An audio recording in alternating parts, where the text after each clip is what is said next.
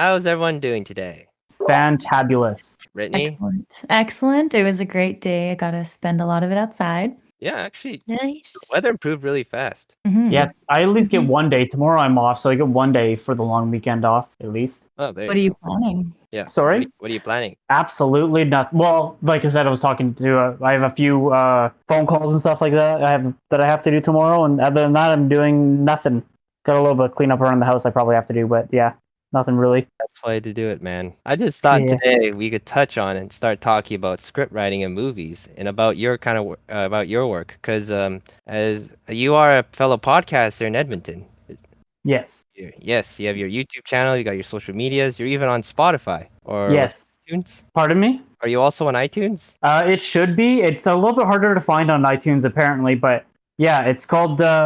I call it M3 for short, but it's Multimedia Madness. It's my podcast about video games, TV shows, anime, cartoons, anything like kind of media related. Heck, even music sometimes. It's just a lot of the times I go into a lot of like Marvel stuff, especially since that's really popular on like Disney Plus and everything. Yeah. But yeah, so you have to search it. It's kind of complicated. Sometimes annoying though is that it's Multimedia Madness. You have to search all one words. That's why I think it's hard to find sometimes on iTunes, but it is available on all listening platforms and YouTube. Actually, the video versions are available on YouTube. I was trying to figure out how to get us on Spotify, but it just got too complicated.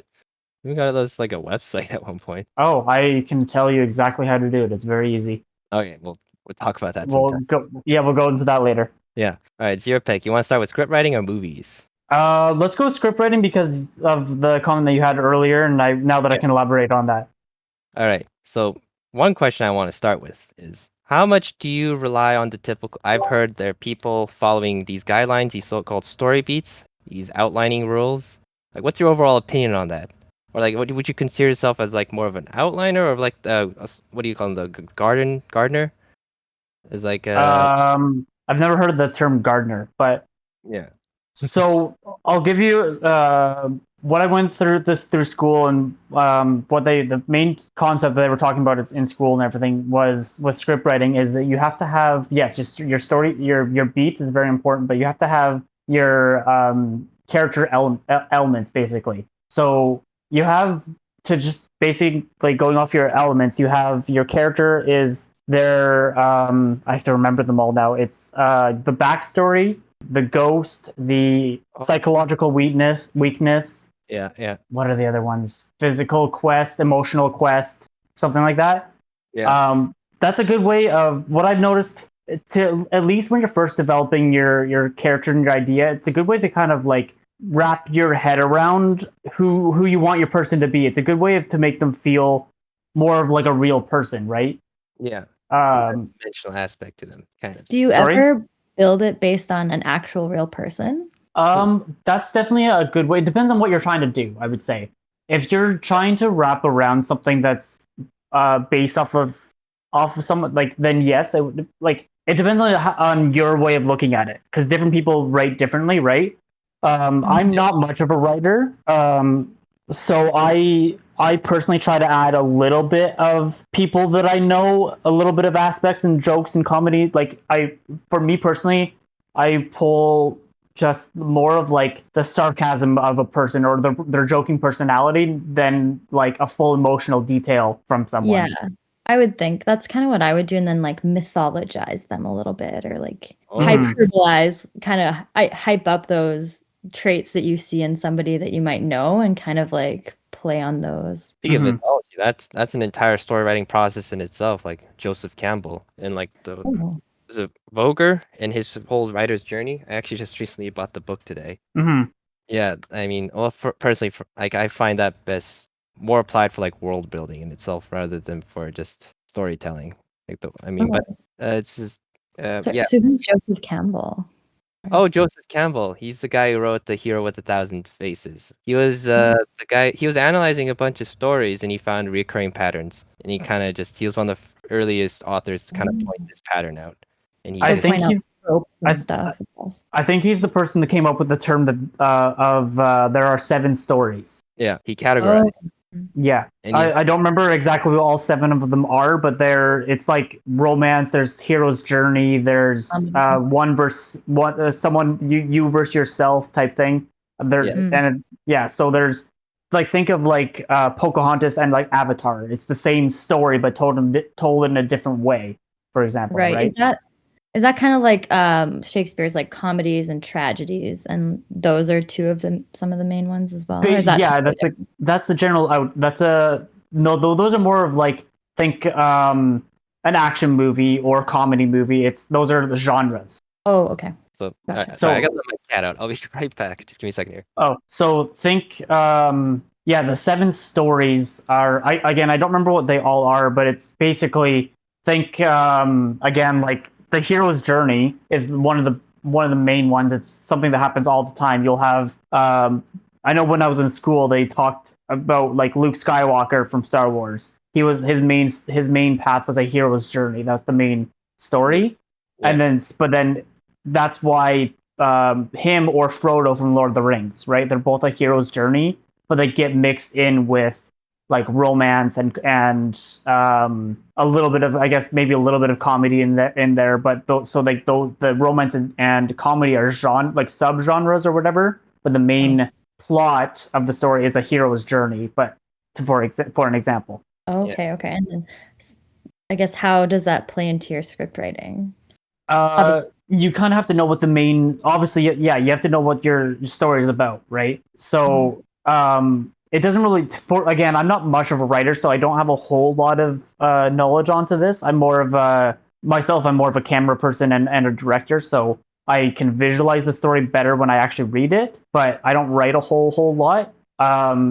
But of what I know and remember, you just kind of have to have that as like your basis. Basically, you have to know what your main story is about, basically. Have you heard of K.M. Wayland, the author of creating character arcs? Because of a lot of what you're mentioning, like I think she wrote it quite a bit on it from like regarding. No, I don't know that name. No. Oh, okay, never mind. Oh, I should send you a link sometime after. Okay. Yeah, she wrote a lot about. She focused entirely on character arcs, like the whole starting with the lie and what the character needs versus what they Yes. want. You know, stuff like that. So, Yeah. Oh. in your opinion, when it To the comes to cure, like, right? That's why there's so much controversy about. It's gonna sound a little political, almost in a way right now, but on like misrepresentation of someone being like black or Asian because it's the character people that want to have that connection to the person, yeah, right? Because like look at Black Panther for example.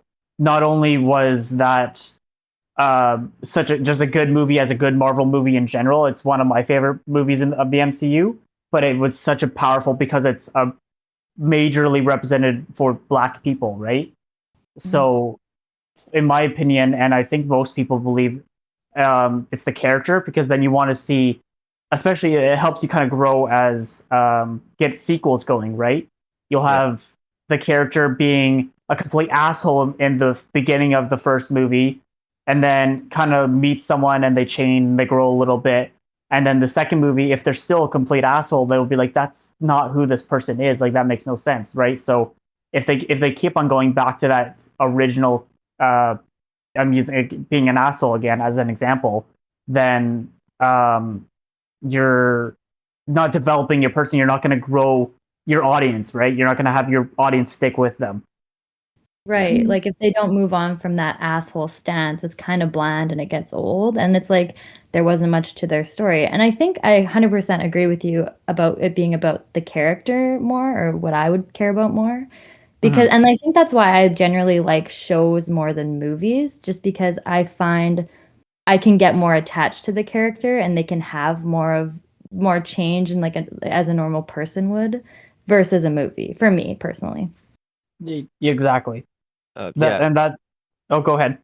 Like I've heard like, because I'm getting all this from like, have you heard of Film Courage on YouTube? No. Oh, hey Scott, that's Scott. So yeah, so that what I've also heard like this is kind of like my source for like getting a lot of like the common views about script writing. Uh, Mm-hmm. I've heard that a lot of writers can go weak on the premise, like they just go too much on just character, and there's just not enough work on like the premise side of things. Pre-vet. What's that? Well, Anyways, again, that kind of is more on the writer than as writing as a whole, because yeah, that has to do with like take George R. R. Martin for example. I have never actually read his books only because I'm afraid of the amount of writing that he puts into his world. Like it's a good and a bad thing because people that I know that have read the book say like, okay, he puts in too much detail into like the world, but it's also a good thing because that gives so much context. You can understand all the history that he's kind of given into the world and everything about the like, and then therefore it gives you understanding as to why the characters are like this. Yeah. But then it's like, okay, you're adding pages on pages on pages of what a wall looks like in this certain room, right? So you have to find that balance. Yeah, funny. World building, yeah, that's a very cool thing actually. Like creating their whole a whole language and a whole like lore around it. And people get so into that, and those are generally, I mean, people get obsessed with those, and there's something about that. It has an audience, just like people who like Lord of the Rings and and J.R.R. Tolkien's like the Cimmerion or whatever it's called, where it's just like it's just a whole another book into just the backstory and the universe of it. Yeah. And same with Harry Potter too. I mean, it's a lot of books, well, not as much backstory, but they are kind of a mile wide and a mile deep. Yeah, like Scott, speaking of Tolkien, this dude, this is a whole like, he made his world building was on a whole nother level. He like wrote an entire language, a fictional language. Like he dedicated like I think it's always tempting for writers to actually bore their audience with excessive exposition, because like they get proud of their work and they put in all the work for the world building, but unfortunately when it comes to storytelling, you really have to tease details. You can't just throw it at them on the spot. Like you can never reveal because it's just attention is a very precious resource when it comes to storytelling. So where was I going with this? Yeah, and that's where like I kind of have an issue because hence what I was saying, like I have a more of a like vivid imagination of when I read a script and I read a story. Literally when I was in my film class, we had a couple scripts, and how I'm reading a script in that way, I can read it word for word how the person wrote it, and exactly how it's written on the paper, and see it exactly, and at the same time simultaneously, I see it in my mind how I would portray this with like the zero budget that I had while I was in school. So like that's why I'm more of a camera operator, a director of photography / director. That's what I want to get into is directing, because I can visualize things better than actually coming up with ideas and writing them on Word. Yeah. Oh man, there's so much work that goes into filmmaking. It's insane. No, go with ahead. the world building, it's kind of cool too because you can kind of tell the audience or show the audience what's possible in that world. Where I guess if you don't develop a world around it, then you're kind of stuck to like not like normal limitations that we're used to almost. I don't know if that's true at all, but correct me if I'm wrong. Authors have to respect their own fictional physics or the world rules that they come up with. Yeah, or else the story just gets like floppy and everyone's like, there's plot holes. I just don't understand. So you have to be really kind of good about it, I guess, and explain enough to the audience, but maybe not over explaining. Like I've seen some movies just over explain it, I guess. Just exposition dump. Yeah. Yeah. Because there's a thing that screenwriters and everyone says, you want to show not tell, right? So Yes. and the best way to kind of explain something when you're doing it in a film is have them have a conversation, have your characters maybe have a conversation, and then that's why I'll use like the first Wonder Woman for example, when they're talking about how she was born and everything like that. They show the full like the world building and everything like that, and like it's that animation or whatever. Same thing within Black Panther, right? Yeah. You want to show it like, yeah, you have like the narrator kind of explaining stuff, but to show what's going on. But yeah, you don't want to just have someone be like, oh yeah, this is what was happening, right? You want to. It's a good way of showing what's kind of going on without being just talking and talking and talking and talking. Yeah, Yeah. I think Well, one example of a really bad like Christopher Nolan's one of his newest movies, Tenet, he kind of over explains things, I think. I don't know, is that controversial? But how could you tell? Because I couldn't hear a single line of dialogue in that whole movie. Yeah, I've heard of Other it. than sound effects. Wow! And Oh, just like what was being said was not really important to the movie. It was just kind of like yeah. could be visual effects. I haven't seen that movie. Yeah. Was everyone actually like muffled in their dialogue?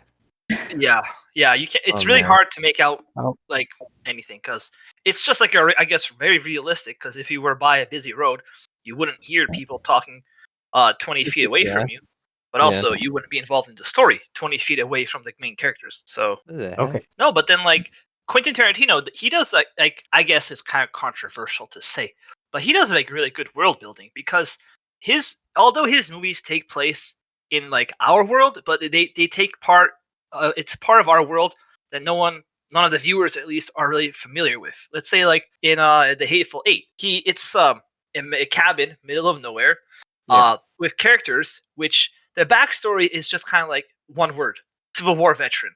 And just from there, like there you through your imagination, you can kind of like understand their backstory and what their motives are, His and it's just delivery and exposition is like, yeah, it's top notch. He yeah, I just, mean it's the whole world building. he It's in just one room, and it's just if it's such a fleshed out story. That's my favorite work by him. he barely shows anything, but we automatically know what kind of characters they are. It's Yeah, just yeah. same with And Reservoir Dogs. It's just like there was a job gone wrong, and that's all you know. And just characters are coming into the warehouse, and it's I mean it's not as spot on as let's say and his Hateful Eight, but premises aren't exactly insane. They're actually quite, the cowboys or whatever meeting up, or there's yeah, like in the West, or like it's there's all just plausible. gangsters. They're just regular generic settings, but he's pure character driven. I think Mhm. he writes the Mm. most beautiful dialogue. I get so lost in when I'm trying to like watch his scenes. I just get And really the immersed. the good thing about Tarantino is the same thing is what inspired Kevin Smith, and of the fact that he writes dialogue of how people would have actual conversations. Like in Pulp Fiction, they're Yeah, literally going to like assassinate a guy, and they're having a conversation about like the one guy of whether his girlfriend is cheating on him or not, and it's just general conversation about like what life is like. But even though it's like, okay, that's not something that most scriptwriters would write, it's that type of conversation that people like about Tarantino stuff is because it's relatable. yeah. Like Right. they're real character. Like, they're goofy too. They're funny. His Mhm. characters. They're always morally gray. Like they're kind of borderline psychopath. Like they're Mhm. gonna go around committing all these crimes in like real life. If they were to take place, we'd be horrified. But when we're watching it take place, we're laughing almost. Yeah. But Yeah. See, and that's why It I don't could think be a really I'd be a great scriptwriter, because I have random thoughts, and I'm like, okay, that's just dumb. No one would actually care about this conversation. Oh, interesting. So which I guess writer or who's your writing most influenced by then? Or are you just Again, I don't write, so but the person I kind of want to be more like is Kevin Smith. The reason with Kevin Smith for me is because he directs, like he knows his limitations. Like he knows that he's not like a J.J. Abrams that directs like crazy hundreds of millions of dollar films, but and he's like a little bit better than indie, but not. But he makes his own films his own way type thing, and he just lives his way just like for fun, and that's kind of who I'm more inspired by.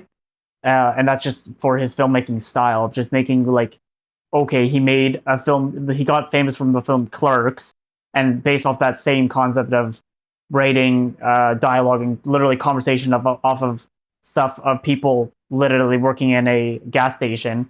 And yeah, then his next kind of movies are a little weird, but like nothing nothing too extravagant. Like he's not making like the Fast and Furious $500 million movies.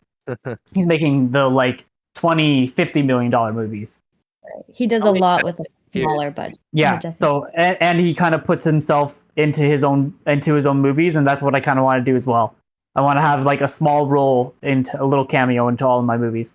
And he kind of makes movies for the sake of making the movies, just like he made the movie Tusk, and Yeah. I can't say there was So an dumb. audience looking for that kind of movie, but it's just like since he made it, it is now the like titular, whatever kind of movie that is.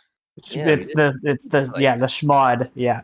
Yeah, whatever kind of genre that is, it's that movie and it's his work and it's all Kevin Smith. Yeah. Exactly. it Or is just sad like how the Red Town or whatever Red State. Red State, yeah, exactly. It's just like, all right, so kind of actually, it's kind of how that guy who did Midsummer and that other horror movie, how it's just, like Midsummer is like the titular, in my opinion, cult movie. It has all the tropes, so everything you want in a cult movie. It's like if you want to watch a cult movie, you can just watch Midsummer. It's got it all, right? And like for Kevin Smith movies too, it's just like if whatever kind of genre if you like Kevin Smith, it's Kevin Smith movies are that genre. Yeah, exactly. You have to like his style. Like that's why like Mallrats, it got such bad reviews when it first came out. It completely tanked, but now it has such a cult following because people like Kevin Smith, and it's one of his most people's favorite movies by him. Oh, interesting.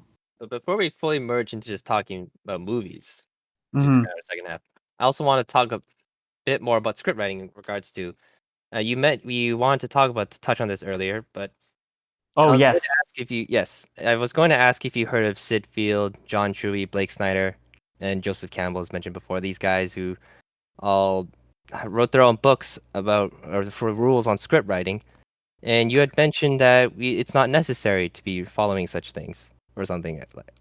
Yeah. So it's definitely a good like jumping off point, I think. Again, I'm definitely no expert, so don't take exactly take what I say with a grain of salt. So, but in my opinion, and spending however much money it is per book or whatever is not really necessary, and that's kind of how I'm almost like regretting going to film school in general, because a lot of the stuff that you can learn script writing or camera operating or color theory or lighting or anything related in that stuff, like it's great to learn it from experts, like don't get me wrong, but you can learn a lot of that stuff kind of just by meeting people and kind of just doing it.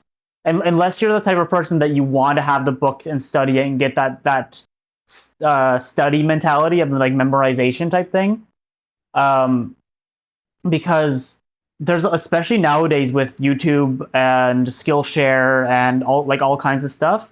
As long as you know the basic premise of making your characters, like I said, the character arc or whatever, and knowing what they have to do and giving them flaws and giving them a task and et cetera, like all those things I mentioned already.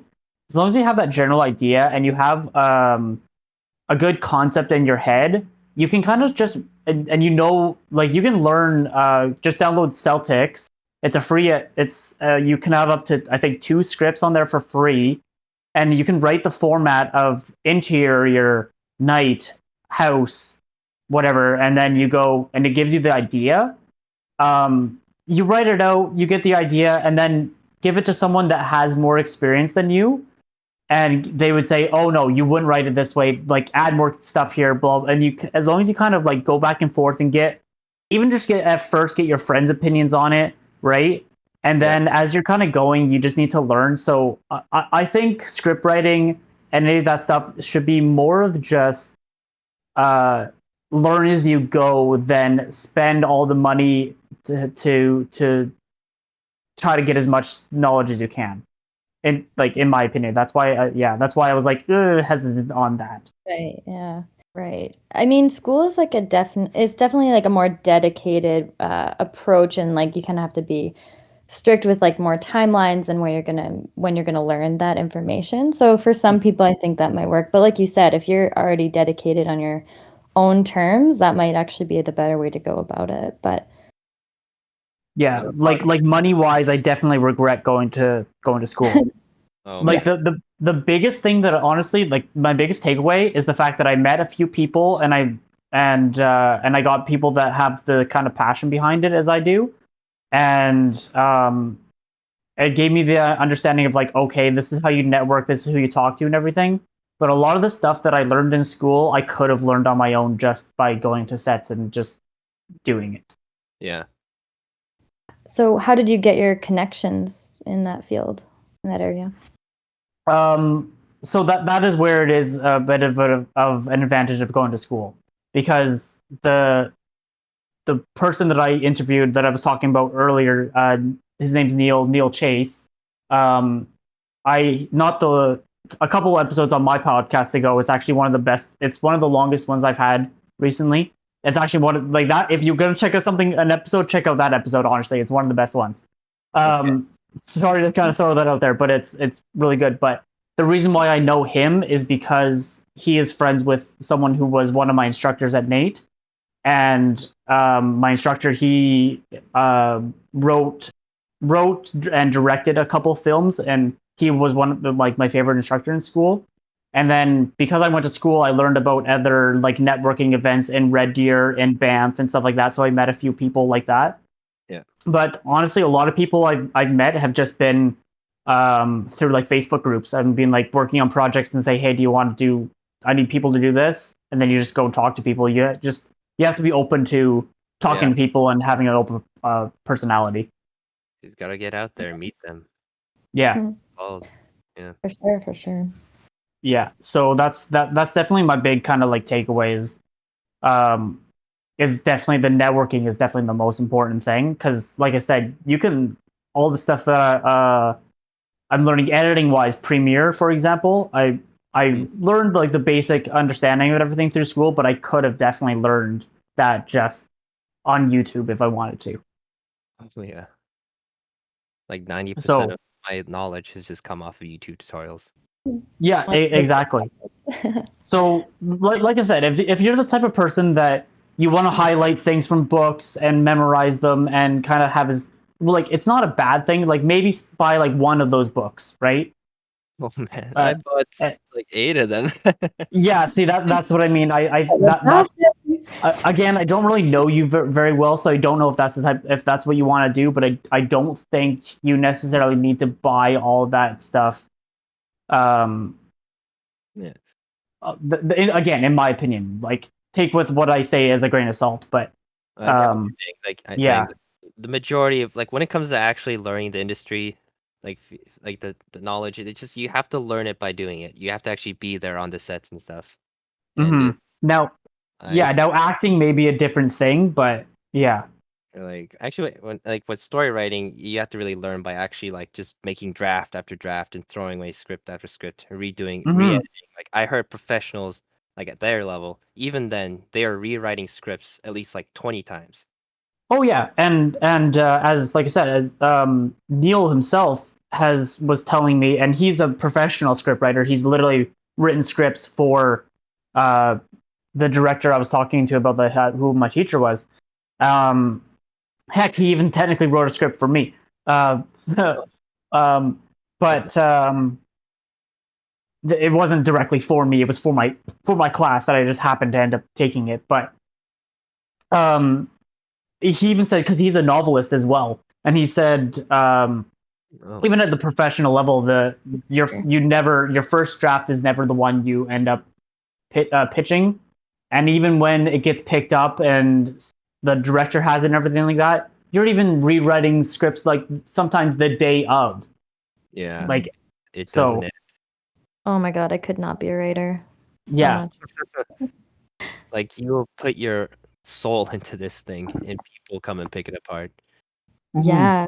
I Right. would Can't just be like Seth Rogen in 4-Year-Old Virgin and just typing like, "But father, you never taught me how to love." just be static like that. Just Oh so yeah, robotic. yeah, I That's know, what I was yeah, gonna yeah. ask actually, is like how do you make people sound natural when you're just script writing? Because it's so disconnected from people actually acting it out and doing it. So I just feel like it would be a mess if I was doing it. I'd be Seth Rogen. So the only again to my way of doing it is you definitely good way of making it sound natural is having someone like even what we're having right now. We've said, oh, sorry, because we cut someone off, right?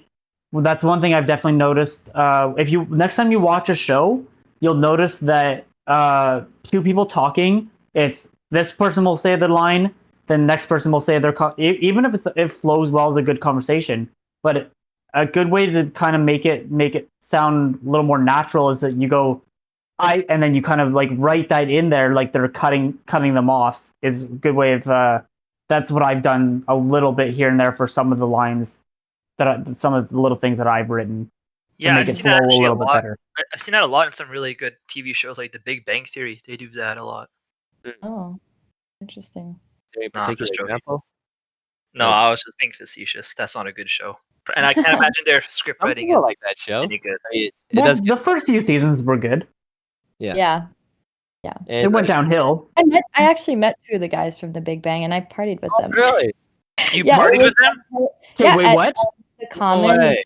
Yeah, actually, they invited me back to their hotel with some other people. We went in their limo. It was good. They were here for like an expo, and so I was at the bar with some friends and at the Common, and we met up with what's his name, Harold and So Simon Helberg and Kunal Nair. yep, yep, both of Dude, those two. you just got So connections. Kunal's the yeah. There you go. Yeah, it was a good You time actually. Yeah. you have higher connections than even I do now. Jesus.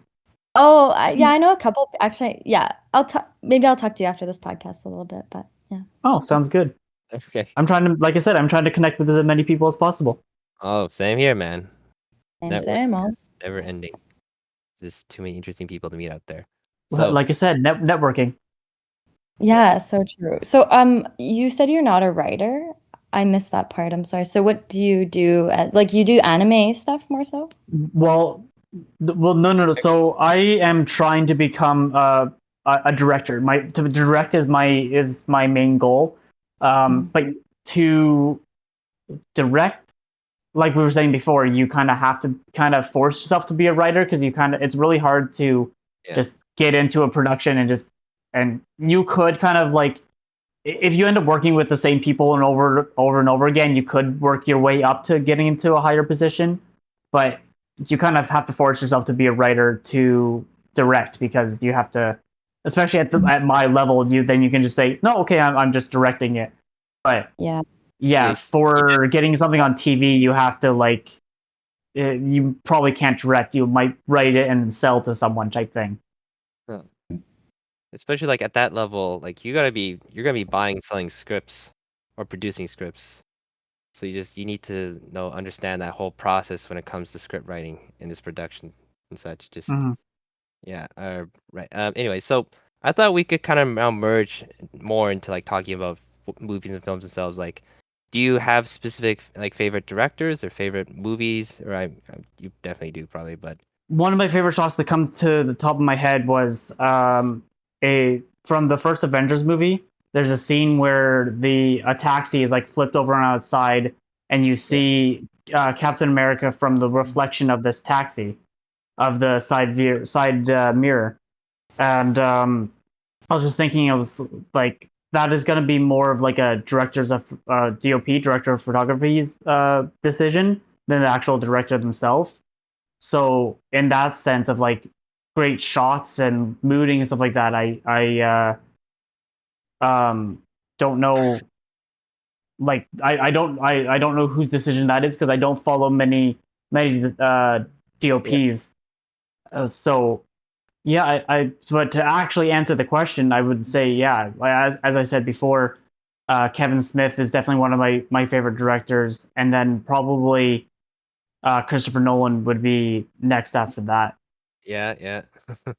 Oh, did you hear about how he like they recently was it a oh what's the name of that one provider he got really mad about because like they decided to release the move films online and in the theaters at the same time because the whole COVID thing has taken a hit on Mhm. theaters. What was HBO because they yeah, released HBO, right, the incident with HBO. He got really upset over that. why because of the Snyder. That would have been Snyder because it's the Snyder cut with the Justice League. Oh, But was it? Yeah, because what did Christopher Nolan? Because Christopher Nolan was like the Dark Knight trilogy, Inception, Tenet those was. movies. He said Tenet had to be watched in a theater the way it Yeah. was like meant to Yeah. be watched. Yeah. Because like Mm. I guess there's a certain part of the cinematic experience that can be only experienced apparently within a theater. Like Which is very Yeah. true. yeah, Yeah, there's some things for sure. yeah. Hence why I didn't end up seeing King Kong versus Godzilla because I wanted to actually see that in theater. Yeah.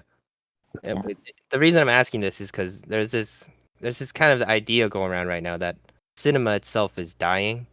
Like, Mm-hmm. yeah, like maybe you could provide your own opinion on that. About what you, Even before COVID, this was 100% true because of like Netflix and Hulu and HBO and all the big providers, especially something like as big as like HBO, where and like there's the Netflix originals. There's so many movies that came out that are made specifically for Netflix, and they yeah, have some of them have like the same budget as what a multi like budget would be for theaters, but you're still you're still only it's still part of your Netflix subscription. So I know on the part of like why spend $15 a ticket, another $12 on junk food, not even to finish it all, and then to have to leave the movie halfway to go to use the washroom if you have to have big of a jerk like just yeah, to sit with a bunch of other people in the theater. And yeah, it's a bigger screen, it's louder surrounded sound, and yeah, that's the whole reason why some theaters are trying to be like, oh, we have VIP and make it like fancy and na. Where like watch this where most people would be like, I'd rather watch the same movie. It's just a movie. Who cares? Let's just watch with my girlfriend sitting next to me, with the kids around us or whatever, like however the scenario may be at home. Where like especially in that scenario where you have like kids, they don't care about watching a 2.5 hour long movie, right? yeah, Like Yeah.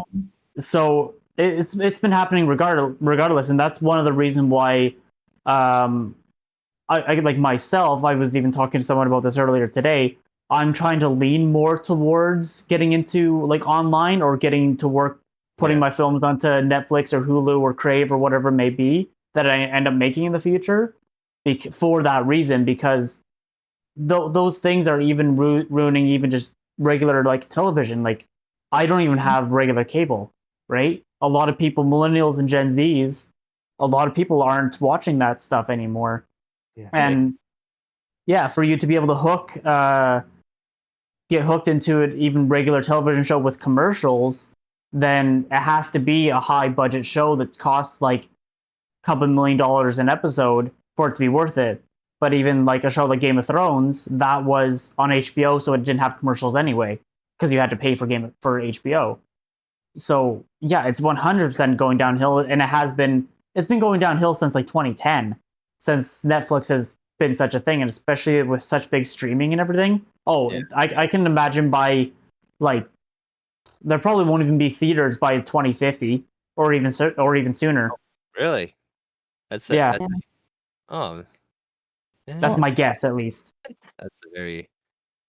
But there's a lot of us who still enjoy going to the theater. I can't imagine that being on in my life. It just As someone who has well, worked in a movie theater, all magic and mysticism of cinema was gone by my first week.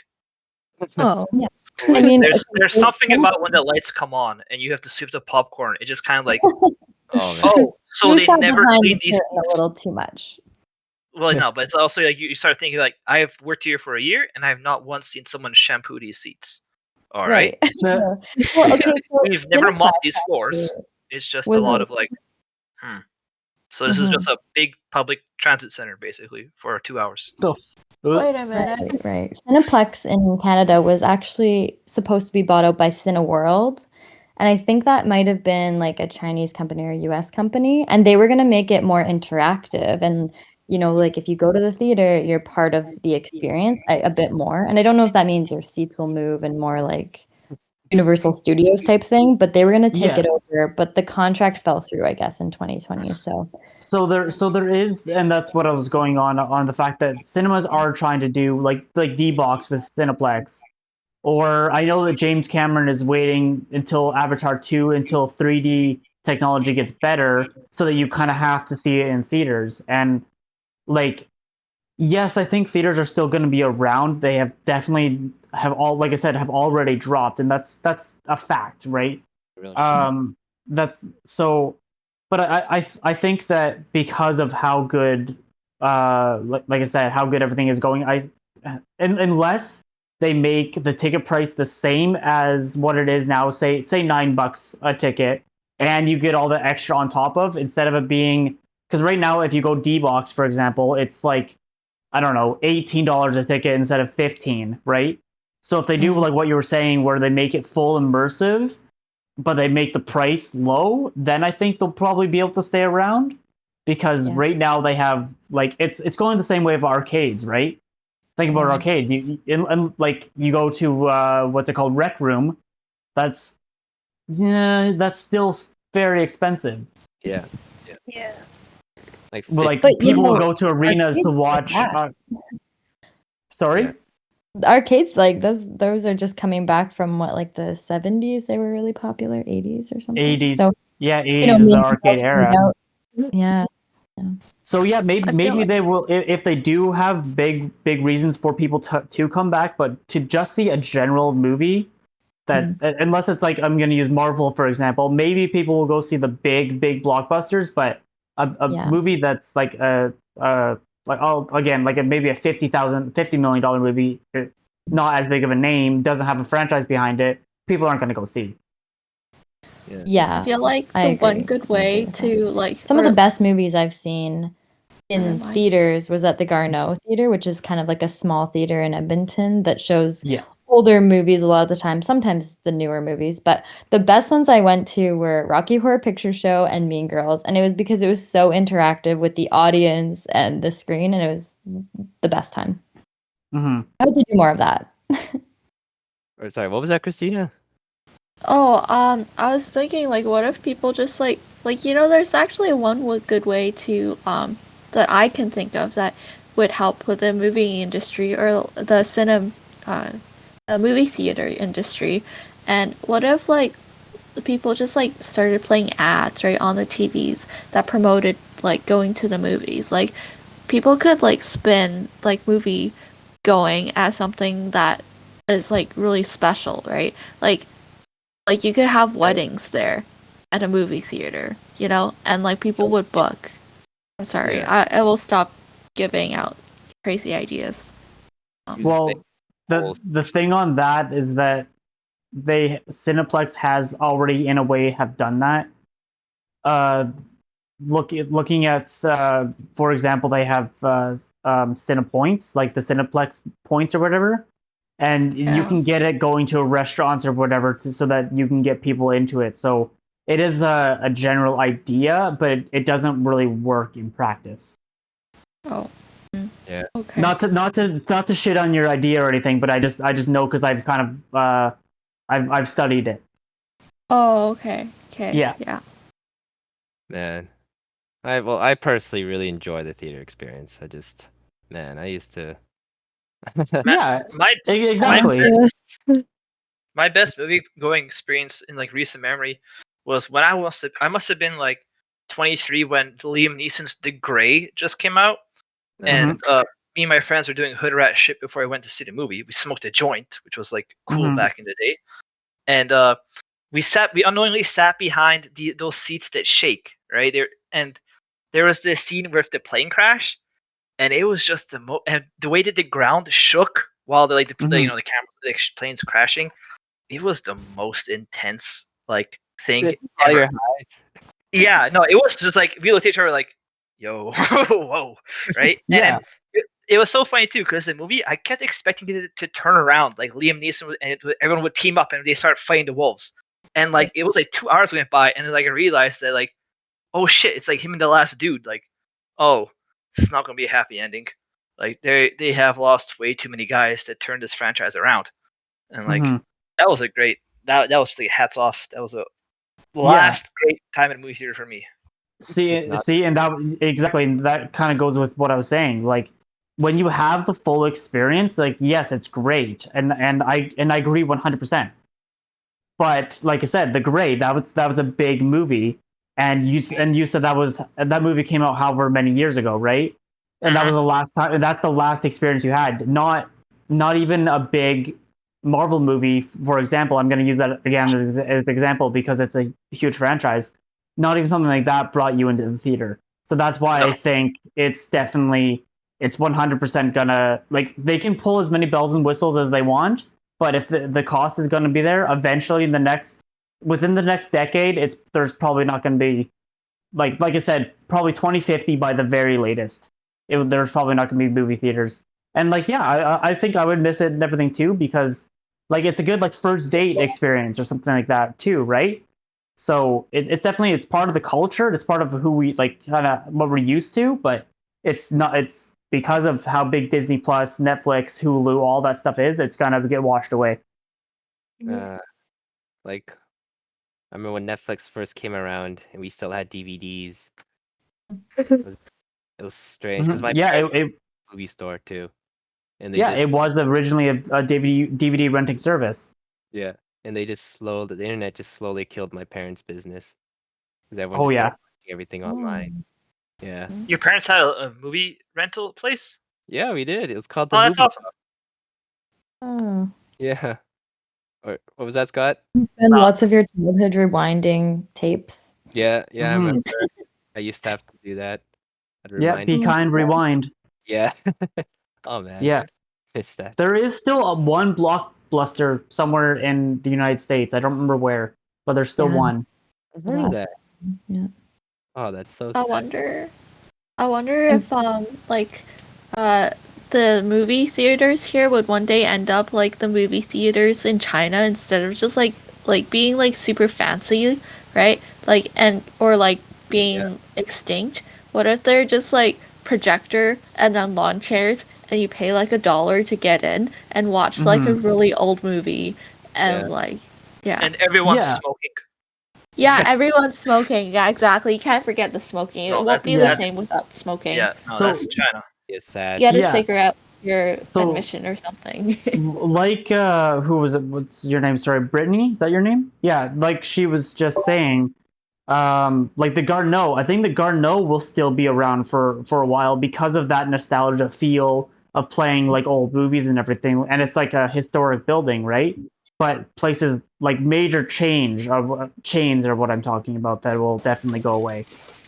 Yeah, unless they like evolve, like we were kind of saying before, if they make it more of an experience and make people, like how malls are kind of changing into more experience-based things as well, where it's just like, oh, come here to go to the water park, and they're doing that with malls all over the place. And exactly. I think if they do that, they might stick around. I don't think they'll ever be as big as they were, and I don't think we'll ever break those box office hit like the records maybe the same way, but it'll be interesting.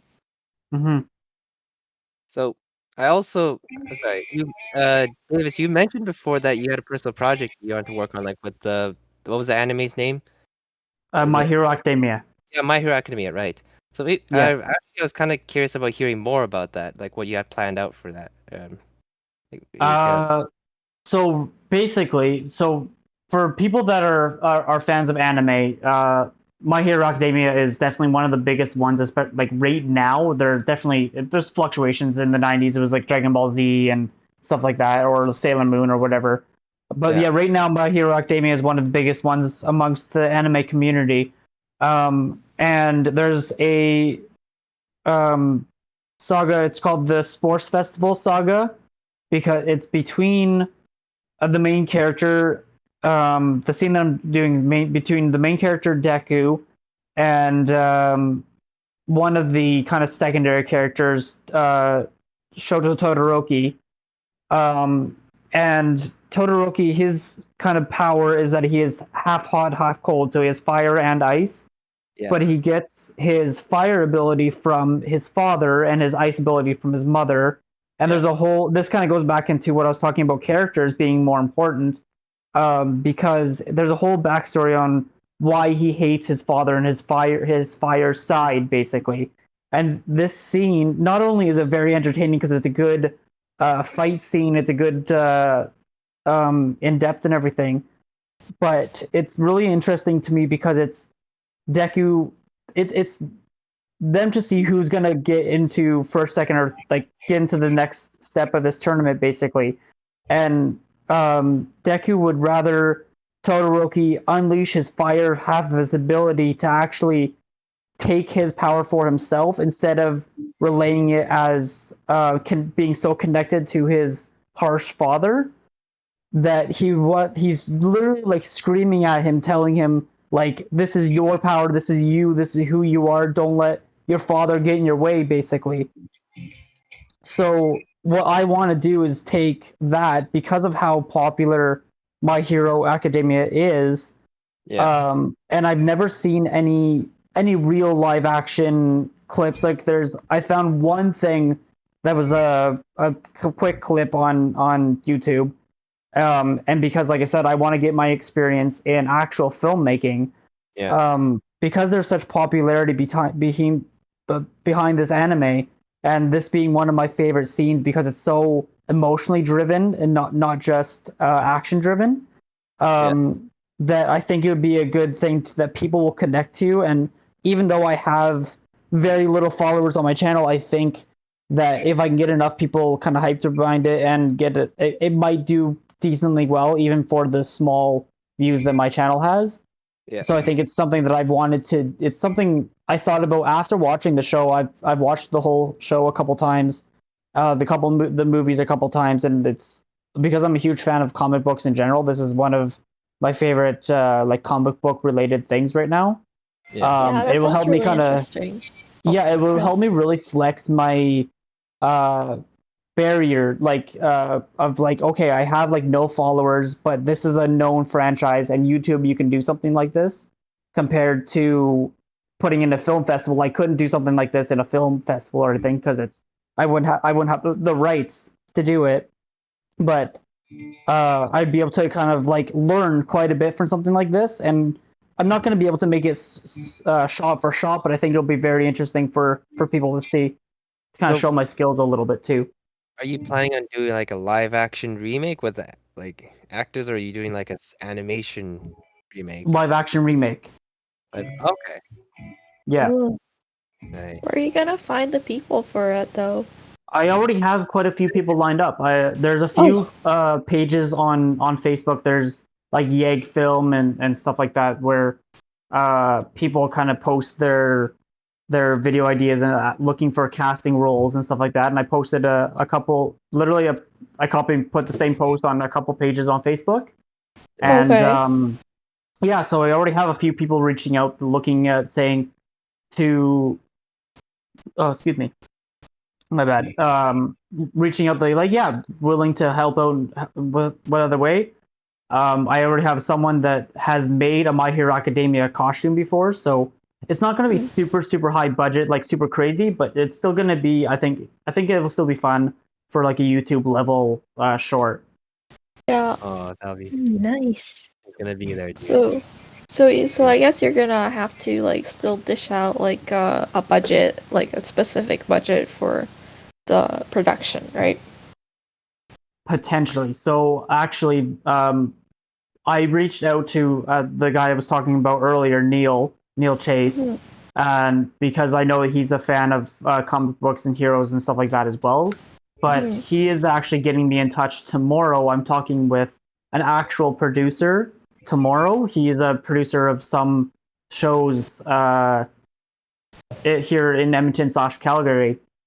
I would like to have some money behind it if I can, but if not, it's going to be strictly volunteer, and I'm going to have everyone maybe pitch in a little bit, just kind of bring your own food or whatever. But because it is very, like, I have very little subscribers on my YouTube channel, so I don't have any money behind it, and I have to be very.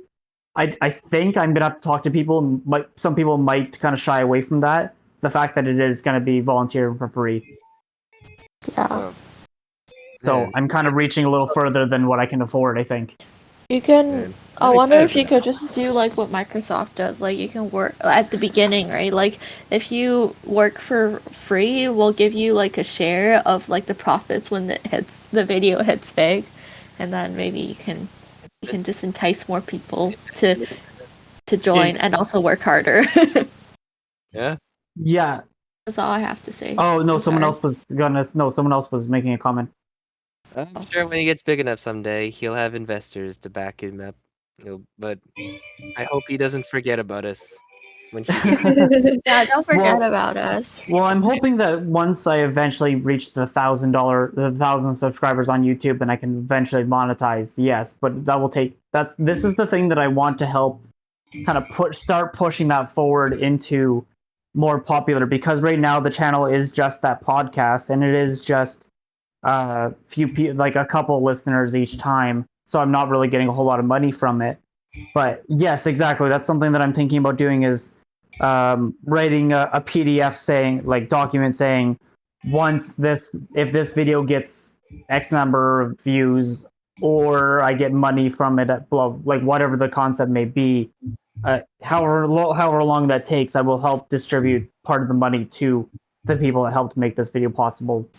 I wonder Yeah, if you that's could just my. have a GoFundMe. Because I'm sure people will love like a what's it called? Like their favorite anime turned into live action. Mhm. And he said nobody's Yeah, done that's this something I before, didn't think right? about. Yeah. Exactly. Not to my Yeah, knowledge, and at then you least. wouldn't even have to pay anybody back because it's all by donation. Yeah, that. Yeah, so that's a good idea. Maybe I'll bring it up with the producer when I talk to him tomorrow. Thank you. I didn't actually even think about that. Yeah. Well, good luck with that, dude. That's Mhm. that's awesome. Congrats on that. Yes, Yeah. thank you. I'm Yeah. definitely reaching for something a lot bigger than, like I said, because I have hardly any followers on the channel. So everyone subscribe to my channel so I can help make it grow a little Yeah. bit faster. Yeah, I feel like What kind for of videos? the GoFundMe, like I feel like the introduct or the GoFundMe video would definitely be the most important thing to getting Mhm. most funding, because the more meme potential you have in the video, the better it like fares usually for these things. Yeah, exactly. No, Yeah. that's a really good point. I didn't even think about that. Thank you. Yeah. So, any final thoughts or comments, perhaps, or actually, if you want to keep rambling more about your work, so just by all means, go ahead.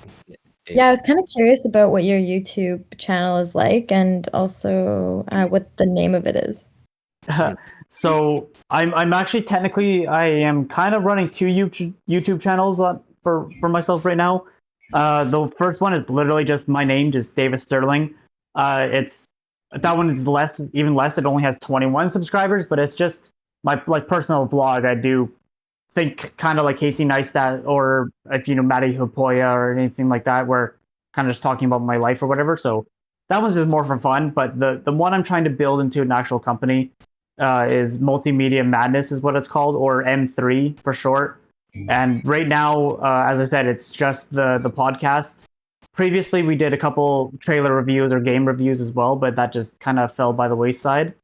And yeah, it's M3 is video games, movies, TV shows. It's this kind of same talking of stuff, talking about like my thoughts on what movie is coming out, or this trailer, or Mm, like I said, this anime, or what here and there. And I have a couple of topics each episode, basically. Mm. Yeah, I've seen a few of those videos. Like not the whole thing, but just like skim through some of them. It's all right. I mean, it was interesting. It's interesting. Oh. Sorry. Tell me what you That's really awkward. think. Well, it's just like you want to know. Well, I guess it's like I was expecting a bit more editing from like YouTube channel, um, that is hoping to go big. It just I didn't really see much editing. And there were a lot of like awkward pauses, or like areas where you stumbled upon your words in like movie reviews, and that's something that typically, I don't know. I'm sorry. uh, just dude, you have to tell us what we need to improve on. what? Oh, I think it I would didn't be see really your hard videos. to like, You guys have your videos too. Yeah. I feel like, is it hard to edit the videos and kind of, do you put timestamp or like when you're actually doing the podcast for Jesse and David, do you put like a timestamp on when you're like, oh, gotta cut that, or do you just listen to the whole thing again and kind of do it that way? Yeah. And for Davis's case, I imagine it's a lot more because I'm usually just dealing with audio, but for Yeah. him, he's also got footage to deal with. So that's like Oh, a geez. Yeah. extra bit of like, editing. That would make it probably a nightmare a little bit. Hey, David. Yeah. Davis, first of all, sorry. Oh, sorry. Yeah, Go ahead. not a problem. Not many people connect on that. I'm sorry. For me, no, not a problem. So that's what I was gonna say with what you're. Sorry, I didn't catch the person who was talking the name. But that's about the cuts and stuff like that because it is a podcast. So that's why I noticed that my drop off rate is definitely really high. So like people only listen to like maybe 5 minutes of it for that reason because when you have a YouTube video, you only want to get the most important stuff. And unless you're a really big name like H3H3 or Joe Rogan or something like that, people aren't going to listen to the Right. full hour long Yeah. podcast, especially on YouTube, right? So Yeah. that's why I know that it's very short. But not a whole lot like editing wise. It depends on the scenario. There's a couple ones where I literally just cut literally the very beginning of like okay, I'm starting recording and like the little bit at the end. But if the story, like what we're talking about, goes completely off trail, and I'm listening, I'm like, okay, I have to put a little marker on this point, and then just cut this entire conversation, and then just do a basic crossfade because, like, if we're talking about a TV show, and I try to keep it on that same, like I said, those general topics. But if we go into a random rabbit trail about like the government, for example, then unless it like majorly connects into the story that we're talking about, then yes, I'll have to have like a marker and cut it out because I like to I don't mind the general rabbit trails of going into a little bit as long as it's only like a minute or two. But sometimes I've had rabbit trails that are like 10 minutes, like 5-10 minutes long, and I'm like, okay, this has nothing to do with what the topics of the channel are about. So yeah, I have to cut a full part. Yeah. Yeah. And just like It's like another a lot thing of that work. like would be I don't know if this is like constructive criticism. I hope so, but it's like I personally, if it's like preference, I prefer to see like videos that are like more like have stronger points. And yours do have like strong points at some points, but just like it'd be good to see more of those strong points. You know, like this is an out there idea, or I don't know. Yeah, sorry, I Like the I don't want to controversy, say like the anymore. I don't drama. want to be mean. No, but yeah, I just try to be helpful, hopefully. Have you seen some of our episodes, Christina? Because Oh, I haven't seen your episodes. I'm really new to like Discord, but I've Oh. seen David Sterling's because somebody linked Yeah, it. There's but- lots of points. Sorry, are you What? talking about my personal, like for Davis Sterling or for the M3? I think it was the well, both. Like I the guess pod the podcast the podcast channel or my because like yes, I've both of gotten them. Both of okay, them, 'cause yeah, it's because like, I've yeah, because when I'm looking at a video, what I'm really looking for is what's new that I haven't seen before from this video, and is it like new enough to capture my attention? Like, is the idea like out there enough, and is that idea gonna change my life in a way that I haven't thought before? Wow. I don't know. Does that mean? I no, I see what you no, I'm one that I don't get mad at people's opinions, especially when they're trying to help out. So yeah, and that's why both my channels are still very, very small, like minuscule small. So Yeah. yeah. Yeah, it's kind of hard to do something. I 100% agree with you with my personal channel because it's just something that I'm just making little videos on. But it's kind of hard to do when it's a podcast because it's a conversation, so there's not a direct point. Yeah, I did Sometimes. notice that there was a sorry for cutting, but I did notice that there was one episode where you did like review of a Spider-Man movie or something like that, Oh, like the Spider-Man animation. Spider-Man Yeah. into the Spider-Verse. Yes, that was an and old episode. yeah, Yeah. and Okay, so maybe maybe this is a bit of outdated constructive criticism, but usually if I had to do, I mean, I don't like do reviews of movies, but I do reviews of reports that I write for my work, engineering work that has to be professional and earn the company money. And what I usually do is I try to minimize the amount of words as possible. Like I think, take out I think it is this way. And uh, and just try to condense the See, for a podcast the format, word. that would involve a lot of editing, but And scripting You and have the script, yeah. right? So in the Mm-hmm. script, you're supposed to just cut out all the words that you don't need and just stick with the words that will move the story along in a Oh, I different think that direction. helps practice. How long have you been doing it, Davis, by the way? Podcast. The podcast started in 2018. Wow, okay. oh, Yeah. Cool. So But I have I've been definitely changed honestly quite a bit from 2018 to now. I've definitely noticed that the style has changed because when we first started, we were definitely just like literally just conversation. We didn't even have like main topics of asking questions on your opinion on things. We were just kind of like talking about stuff. So we have yeah. definitely grown and changed and upgraded the. I have at least because the first person I started podcasts with is not involved with it anymore. But Oh, yeah, so we've grown and that goes up to what I was saying too earlier about like learning experience and learning from it and taking your criticisms and stuff like that too. good for you. Honestly, I think podcasting is so cool, and obviously I'm on this podcast right now, but just kind of as a guest. And I'm really interested in learning more from you, honestly. So we should chat later. yeah, I Appreciate definitely it. agree with that. Like Davis Sterling does have a lot of like really good knowledge about the movie industry that we don't know about Oh, before. thank you. Yeah, I try to be open minded about like learning. Again, taking like Joe Rogan for example, because he's one of the most known podcasts in the world, right? Right. Yeah, And yeah, I'm trying to learn from his method of like wrapping conversations into like keeping it like he has conversations about literally everything, conspiracy theories to like science to everything, but he's really good at like still keeping people engaged in the conversation. And I'm trying to learn from that way in these newer episodes that I've been doing recently, like this year, because in 2020 everything kind of crashed. I had almost nothing in 2020. 2019 we were okay. That's where it ended because the friend I started with doing it originally, he was doing like all the work and it got too much for him basically. But then 2020 COVID life boom, everything kind of got destroyed. So I restarted it up again with two new co-hosts and I'm trying to wrap it around into better ways of making proper comments and stories and stuff instead of just rambling for no reason.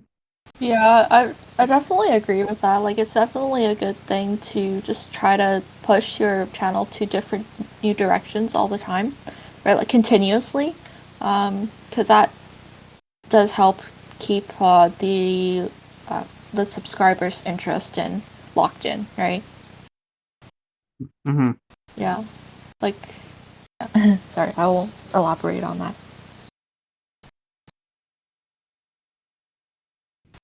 Try to be nice. No. Oh, sorry. So overall with movies, you want to get into directing, and you want to do more anime for this real life anime show.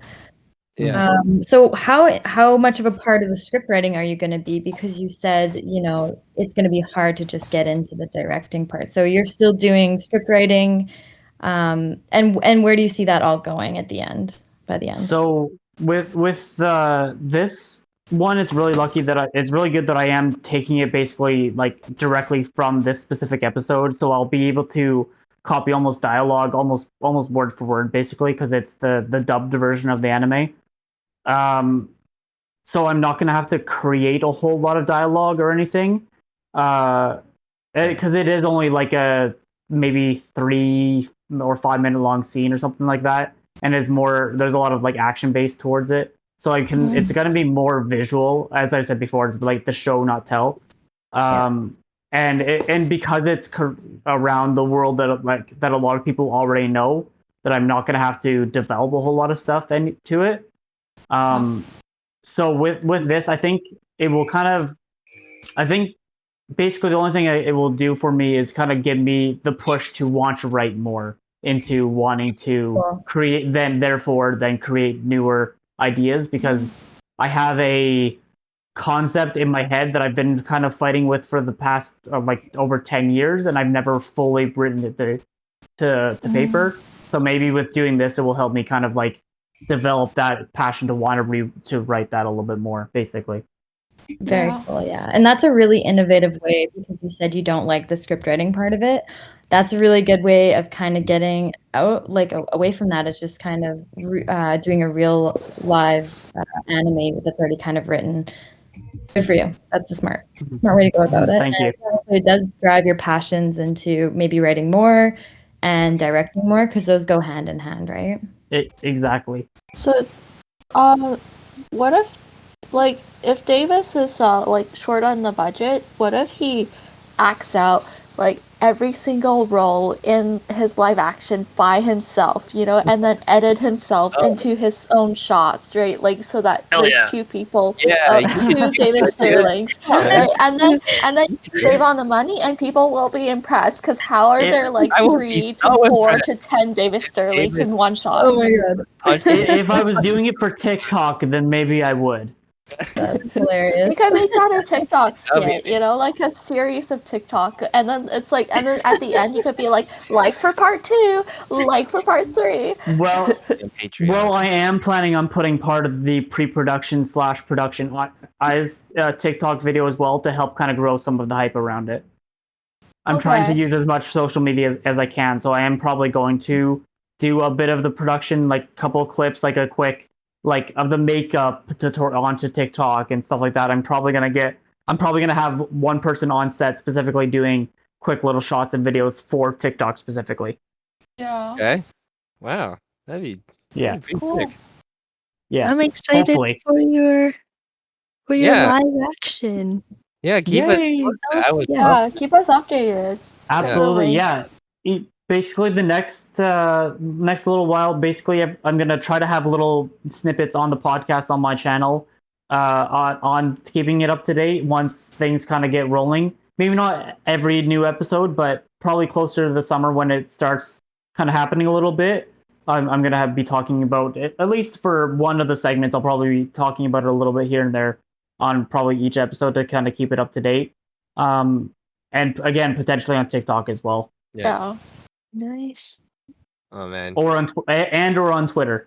dude, you need to talk more about film sometime, because I just love this stuff. This is so fascinating to me. Like, No, I'm down. I'm down anytime, 100%. Like that's, if you could see, I have literally a filmmaking tattoo. So What? I'll take a picture. I'll take a picture and put it in the chat. You can see my Yeah. tattoo. I But will can one you up you. explain it? Can you explain it for us all? So like, So basically, it's a camera, and then it has a film strip kind of like looping around, and then it has a slate. You know what? Or a clapperboard is what they're called. This is another word for them. okay, yeah. So and Yeah. it's all kind of like fused together in like a collage almost. But so there's like on a slate you have like roll, scene, take, like all that stuff, like date and everything.